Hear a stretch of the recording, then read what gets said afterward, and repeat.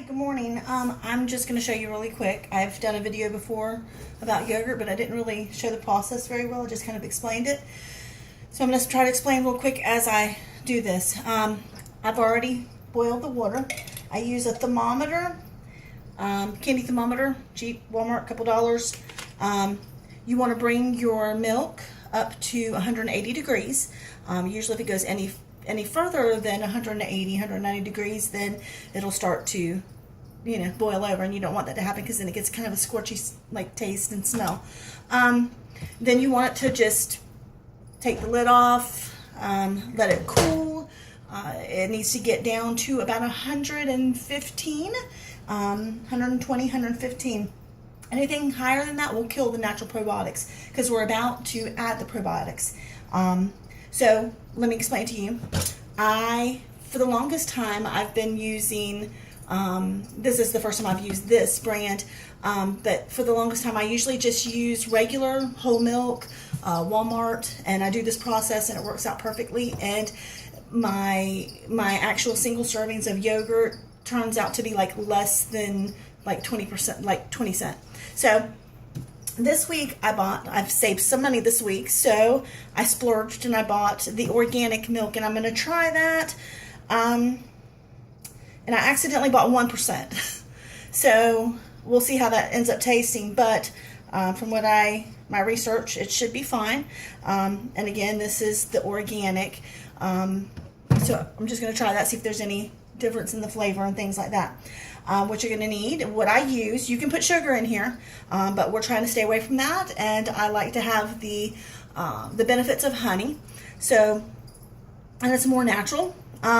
So I usually put about 1/4 of a cup, and this is a gallon of milk, so about 1/4 of a cup, and actually I'm going to put some of this milk, I'm going to put it into a plain container, because we use it as like a mayonnaise type substitute. So I make coleslaw or chicken salad, potato salad. A lot of times I will use the plain yogurt for that. So it won't have any sweetener in it. Now, like I said, it gets down to about 115, 120. You want to add I think it's pronounced Chobani. You just have to make sure that your Greek yogurt has live cultures in it, and it will say, it takes a minute to find it, they're always on a different place, and it's a little teeny tiny, so make sure you wear your glasses or look for it online. But you want to put per half gallon one of these containers. So I am going to, and you want so this has already come down to the temperature. I think I told you that already, but you're going to I'm putting 2, because, and you only have to do this as long as you set aside, like I do this every 2 weeks.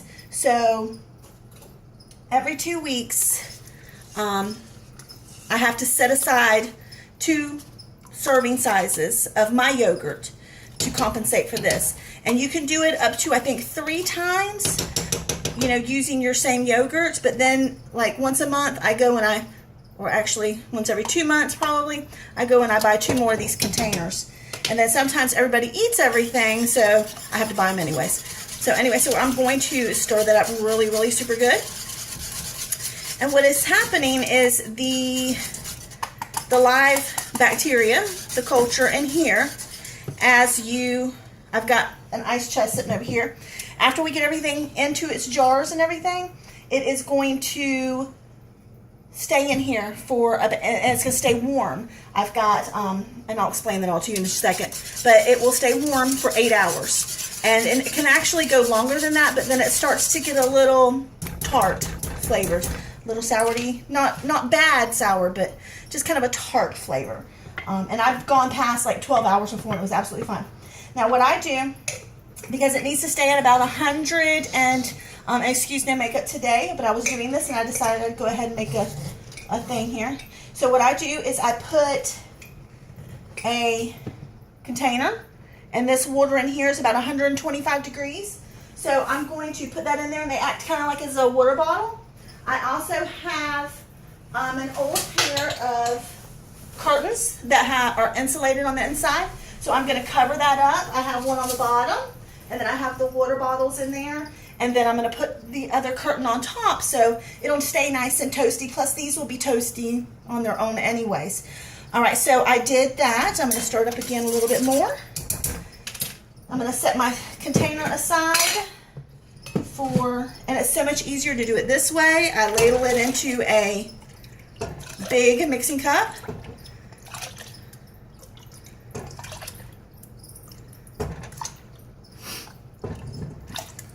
And then I pour it into here, because if not, I make a huge mess and I waste so much. Studies have shown that if you do this on your own at home, even using pasteurized milk and commercial yogurt, that this process does increase the probiotics. I like it because I know that it doesn't have even more additional preservatives and things like that added to it for the shelf life of the actual yogurt. And a container of Greek yogurt like this Chobani is 88 cents at Walmart. But a lot of times they're about $1. So, and if you can make it for 20 cents and have like maybe a double the probiotics in there, I know it's at least that, if not more. So here's my plane, and I'm just going to sit it down in here. And then I have my little containers, and I'm just making plain. I'm not doing any flavor. So I'm going to add my honey, and usually I get my honey at our local feed store so that it's even more local, but this is unfiltered raw, and it is Florida honey, so it is going to have some good stuff in it. And I just stir it as I add. If not, it'll all settle at the bottom and it's hard to stir it up. So that's about 1/4 cup. And the process of the fermenting, because technically this is a fermentation process, it will reduce the sugars in the honey also. So, that's a benefit also. But you're still going to have all the good stuff from the honey.